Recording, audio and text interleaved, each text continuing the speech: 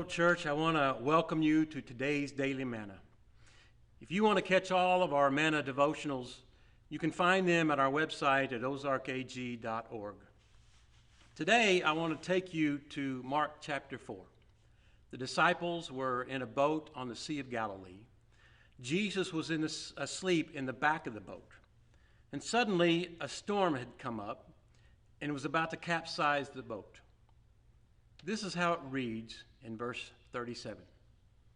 A fierce storm came up. High waves were breaking into the boat, and it began to fill with water. Jesus was asleep in the back of the boat, and his head was on a cushion. The disciples came to him and woke him up, shouting, "Teacher, don't you care that we are going to drown?" Or another translation says, "Don't you care that we may perish?" Here's a question. What happens when everything that is normal in your life is no longer normal and routine? What do you do when the calmness of life is suddenly interrupted in an event that throws everything into a tailspin? The things that you thought to be solid and countable are now being shaken at its roots.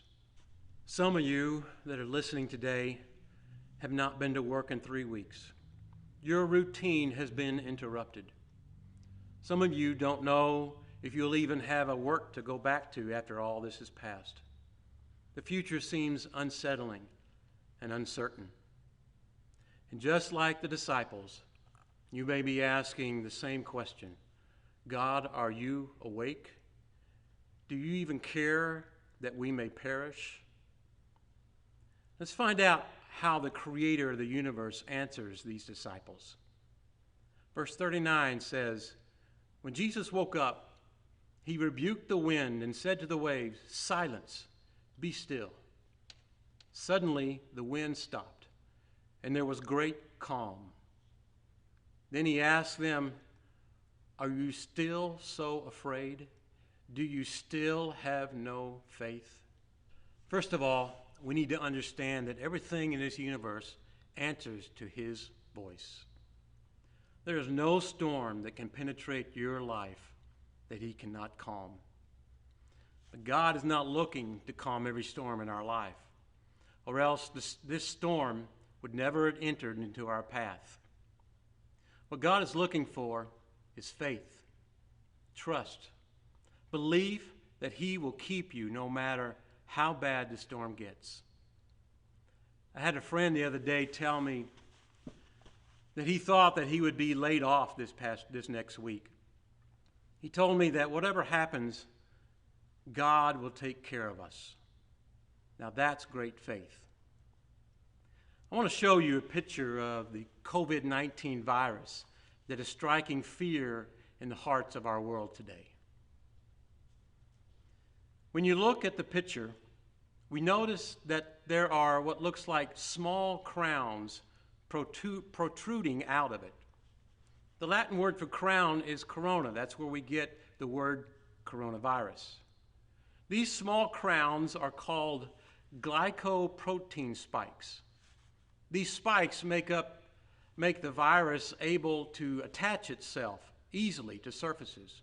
In other words, this virus is sticky. You know, fear is just like this. It's sticky. It's contagious. It wants to control your life, your thoughts, your reactions, your emotions. It wants to interrupt your routine. It wants to introduce a new routine to your life, one filled with doubt and hopelessness and unbelief and bondage and depression. I heard someone describe fear as an unwanted guest that has squatted in your mind. And he has brought with him all of his luggage because he wants to plan to stay a long time. Listen, don't allow fear to attach itself to you and camp out in your mind. You say, "Pastor, how do I do that because of the world that we live in today?" Well, we've already talked about 2 reasons. Number 1, we keep our eyes focused on Jesus and not on the storm. Because keeping our eyes focused on Jesus will keep us above the waves of these storms. And number two, turn off the noise and learn to be still before him and know that he is still God over every circumstance that comes along into your life. And the third thing that I want to share with you is that we should remember that God is looking and wanting to develop great faith in his children. Here's the fact. An easy, comfortable life does not produce great faith. The only way to develop great faith is to experience great storms. This is where we learn to trust God. When all of our answers to the storms that's raging around us just seems to fall to the ground.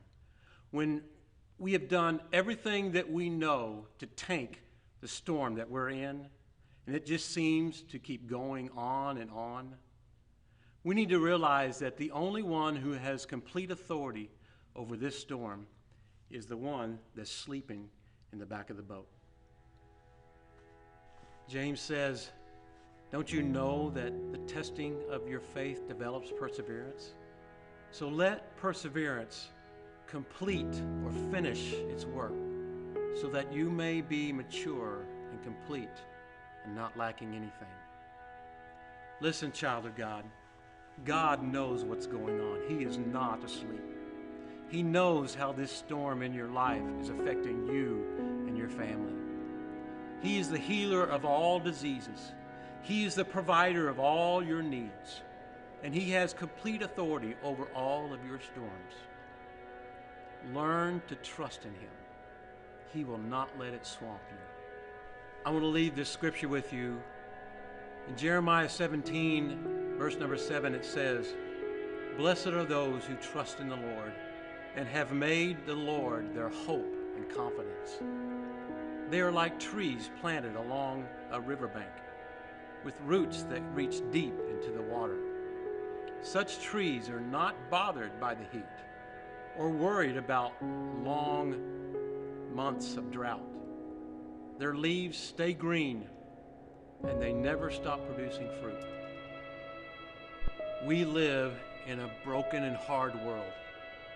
So there is going to be some great storms that's going to face us. Allow those storms to produce great faith in you. Stay green. Keep producing fruit. I'm praying for you. God bless you.